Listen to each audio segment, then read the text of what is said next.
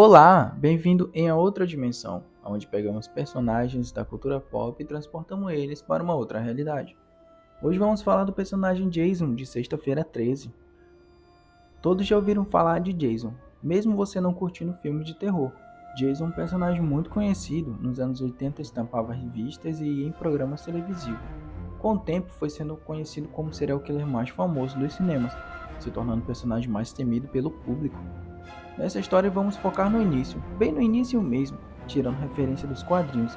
E no início de tudo é uma HQ chamada Sexta-feira 13, a história de Pamela. A história não é muito diferente dos filmes, apenas uns detalhes e outros que mudam. Todos nós sabemos que Jason se afogou no lago, certo? A história segundo a HQ é: Jason era apaixonado por uma monitora, chamada Claudette. Ela namorava Barry. Os dois viram que o acampamento estava tranquilo e foram, se divertir na floresta, se é que vocês me entendem. Jason seguiu os dois. Não gostando do que vê, Jason parte para cima de Barry. Barry, um jovem forte e viril, acaba dando um soco em Jason. Jason foge desesperadamente. Claudette, achando que Jason iria contar para alguém, pede para Barry ir atrás dele. Jason, com toda a sua agonia para tentar escapar do monitor, acaba caindo no lago e se afogando. Daí é a história que vocês já conhecem. A senhora Voorhees se sentiu injustiçada por ninguém fazer nada em relação à morte do seu filho e resolveu fazer justiça com as próprias mãos. No ano seguinte, o acampamento volta ao normal, como se nada tivesse acontecido. Mas aí é que está o problema. A senhora Voorhees se torna uma psicopata tão ruim quanto o Jason que conhecemos. Bom, e se Jason não tivesse caído no lago e se afogado? Se Claudette e Barry tivessem agido de outra forma completando Jason? Vamos seguir na parte em que Jason não cai no lago. Só lembrando que as mudanças feitas aqui não vão tirar a personalidade dele, pois queremos o mesmo Jason de Sexta-feira 13 em ação. Não será um paralelo onde Jason vive uma vida normal, pois sabemos que de normal ele nunca teve nada. Nisso, desde antes de nascer, como retrata a HQ, ele conversava com a sua mãe dizendo para ela acabar com a vida de seu pai, que a maltratava muito a Sarah Voorhees também. A Sarah Voorhees obedece seu filho por amor a ele, acertando uma machadada no seu marido. Outra situação é Jason criança, que já maltratava os gatos da vizinhança ceifando a vida deles de formas brutais. Então, esse Jason que conhecemos será o mesmo, porém com pessoas mais compreensivas e legais. Bem-vindo em A Outra Dimensão. Partindo do momento em que Jason vê Claudette e Barry na mata e ataca, Barry se assusta, mas não ataca Jason. Ele segura o garoto e pede para ele se acalmar. Claudette olha para Jason e diz: Jason, se acalme, não está acontecendo nada. Ela veste sua roupa rapidamente e pega nas mãos dele e diz que está tudo bem. Barry diz que eles estavam apenas brincando. Claudette, com medo de Jason contar para alguém, vai se aproximando dele, não deixando o garoto sozinho. Barry fica à espreita. No dia seguinte, Claudette vê Jason olhando para os garotos no lago e pergunta se ele não quer dar um mergulho. Jason balança a cabeça insinuando o não. Barry então vai até o lago e se joga e diz para Jason: Viu? Está tudo bem, garotão. Claudette pega Jason pelas mãos e leva até o lago e tenta ensinar o garoto a nadar.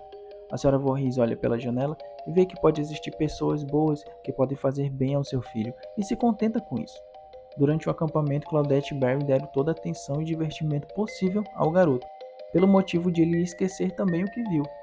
As férias do acampamento chegam ao fim. Claudette e Barry vão se despedir de Jason. Barry dá um aperto de mão e diz que ano que vem ele vai ensinar novas brincadeiras a ele. Ele pergunta se Jason já ouviu falar de hockey. Certamente Jason nunca ouviu falar, então Barry dá uma máscara para ele, se lembrar do trato que eles têm de não falar o que viu. E diz que ano que vem vai levar ele para ver uma partida de hockey.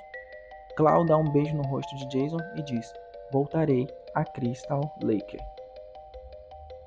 Nesse tempo, sem um acampamento, Jason sofre um tipo de ataque de abstinência. Pela falta de Claudette, a Sarah Voorhees tinha até dificuldade em saber lidar com a forma agressiva do garoto, mas a Sarah Voorhees tinha uma personalidade muito forte também, e não deixava barato. Apesar de amar seu filho, ela o castigava, e não era um simples castigo de pôr a criança no milho. Ela dizia para ele descontar sua ira nos animais da floresta, assim trazendo também comida para dentro de casa, já que eles de fato não tinham o que comer, pois a senhora Voorhees não trabalhava, porque tinha que cuidar do seu filho. Um ano se passa e o acampamento Crystal Lake retorna.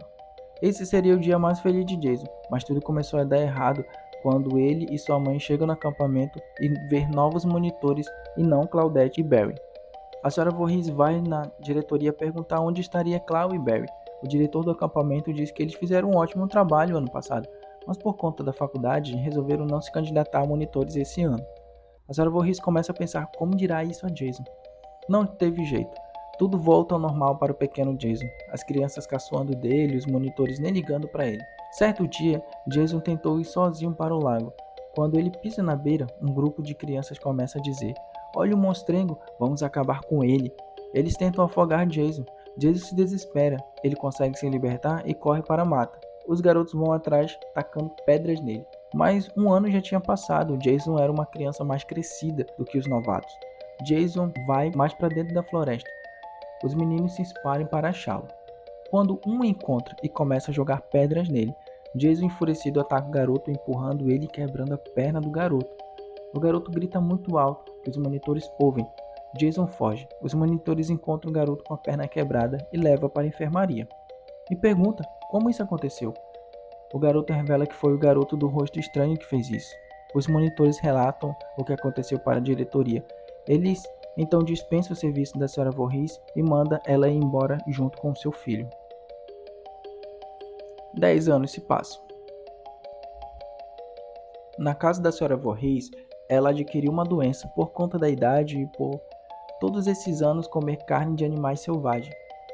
Jason se tornou um ótimo caçador, acabando com todos os animais ao redor. A Sra. Voorhees vivia sedentária e não podia fazer nada.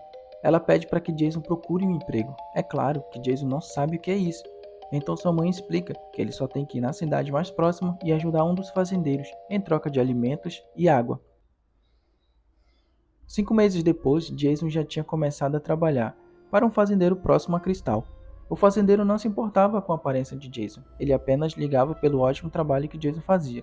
Jason era um ótimo empregado, um empregado perfeito. Não falava nada, era forte, prestativo e uma mão de obra barata também. Certo dia, um grupo de trabalhadores foram fazer negócios com o tal fazendeiro, quando um deles viu o jovem muito grande no celeiro. Ele se aproximou e quando viu o rosto deformado de Jason, tomou um susto. Ele começou a caçoar de Jason. O fazendeiro pediu para que deixasse o rapaz em paz, mas na brincadeira de mau gosto, o homem dizia: "Você está contratando mutantes para trabalhar agora?" Todos riem. Jason não liga e continua trabalhando. Quando o homem pergunta seu nome, Jason ignora e vai para dentro do celeiro. O homem insiste e vai atrás. Jason continua trabalhando. Quando o homem pega uma pedra e taca na cabeça de Jason e diz: "Estou falando com você, aberração." Jason tem um flashback de toda a humilhação que viveu na infância. Ele vira e dá com a pá no queixo do homem. Ele vai em óbito na hora. Jason olha para a vítima e continua golpeando o rosto dele até ficar deformado. Jason olha para aquela vítima massacrada por ele e gosta do que vê. Ele fica admirado e tudo que pensa naquele momento é que aquele homem não pode mais incomodá-lo. O amigo da vítima chama ele, mas é claro, o homem já não está mais nesse mundo. Ele procura pelo amigo quando encontra ele dentro do celeiro. O homem fica sem reação. Ele sai para fora e olha ao redor e vê Jason sumindo na floresta. Jason sabia que tinha feito algo de ruim, por isso resolveu fugir. A polícia é acionada no mesmo instante. Eles passam o resto do dia procurando o assassino. Jason conhecia a mata como ninguém, pois viveu a sua vida toda caçando nela. Eles chegam até a casa da Sra. Voorhees. O policial revela que tem um assassino à solta e detalhou toda a sua aparência e até onde trabalhava. A Sra. Voorhees já sabia que se tratava do seu filho, então disse que não viu nada e que eles se retirassem dali. Os policiais então cobriram a casa da Sra. Voorhees por ser a única casa que não foi permitida revistar. Jason está próximo à sua casa, mas sem condições de entrar. A Sra. Pamela, com tantos problemas de saúde e com mais essa preocupação, passa mal. Ela cai no chão sem poder se levantar, e pior, sem ninguém por perto. Jason, sem saída, acha uma brecha para entrar na casa. Quando ele entra, ele vê sua mãe caída, já falecendo. Pamela olha para Jason e agradece esse tempo que foi cuidada por ele, e que ele foi a melhor coisa que aconteceu na sua vida. Ela disse que ele foi um herói para ela, e que a ama muito. Jason, muito sério, abaixa a cabeça e vê sua mãe partindo. Passando alguns minutos, a polícia diz que vai ter que entrar à força na casa, por suspeita. Eles entram e não vê ninguém. Jason carrega sua mãe por 2 horas para enterrá-la.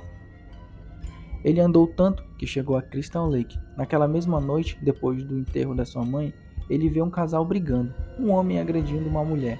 Jason não liga. Claro. Ele vai se virando quando ele ouve a moça dizer: "Eu sempre venho em Crystal Lake, me solta." Ele olha de novo e reconhece aquela frase e aquela voz. O homem então saca uma arma e diz: "Se você não for minha, não será de mais ninguém." Quando vai apontar a arma para ela, Jason segura o braço dele e dá um soco no homem. Ele cai. Ele olha para trás e a moça se assusta e tenta correr, mas reconhece aquele rosto e aquele olhar e diz: "Jason?" A moça era Claudette, ex-monitora. Jason termina de acabar com a vítima dando vários pisões no seu rosto. Nisso, eles ouvem a sirene da polícia. Ela olha para Jason por alguns instantes.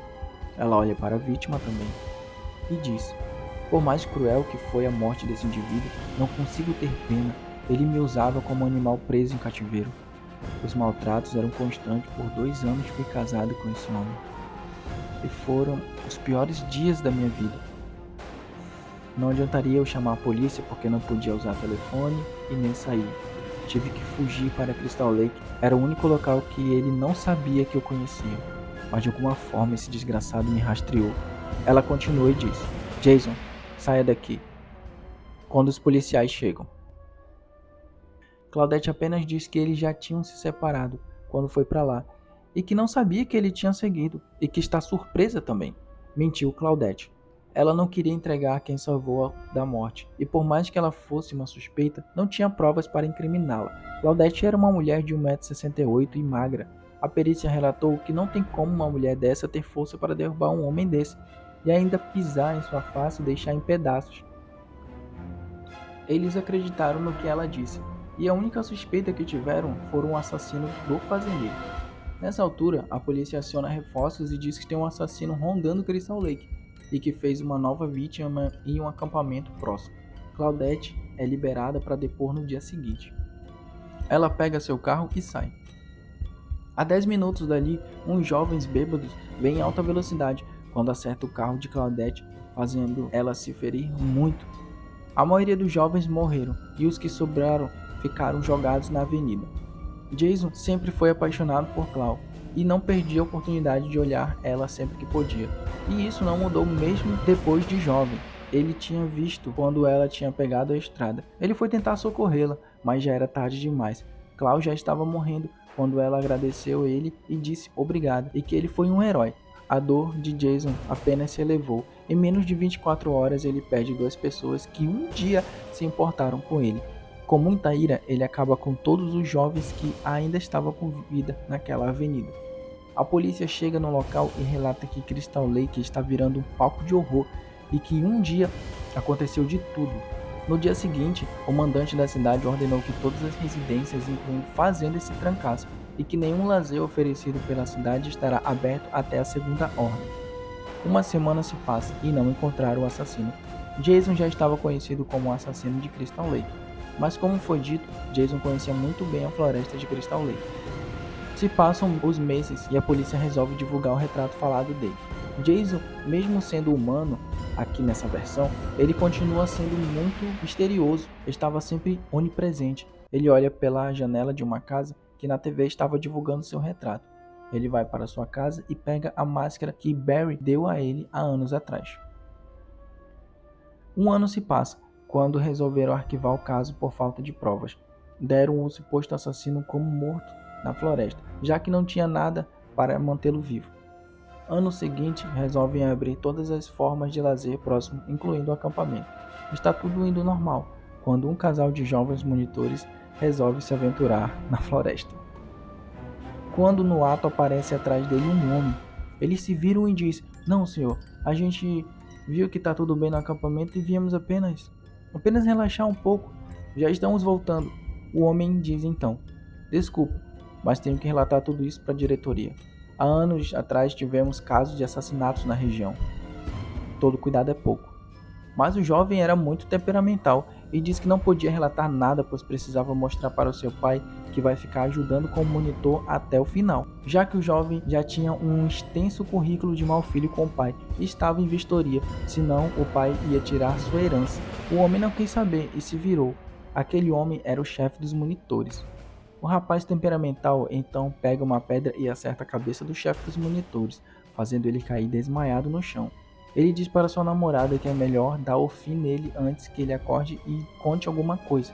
A sua namorada pergunta se ele está ficando louco e não apoia esse ato. O jovem diz então que se não está com ele, está contra ele, e que ele não pode ficar sem a herança do seu velho. Ele vai para cima da moça, ela corre alguns metros, mas acaba caindo. Ele vê um pedaço de pau. Quando vai atacá-la, um homem maior e mais forte joga o rapaz longe. Esse homem era Jason Voorhees. Ele olha para a mocinha, que parecia muito com Claudette quando jovem. Mas Jason era um homem grande e muito assustador. Ela corre de volta e acaba tropeçando no chefe dos monitores, acordando ele.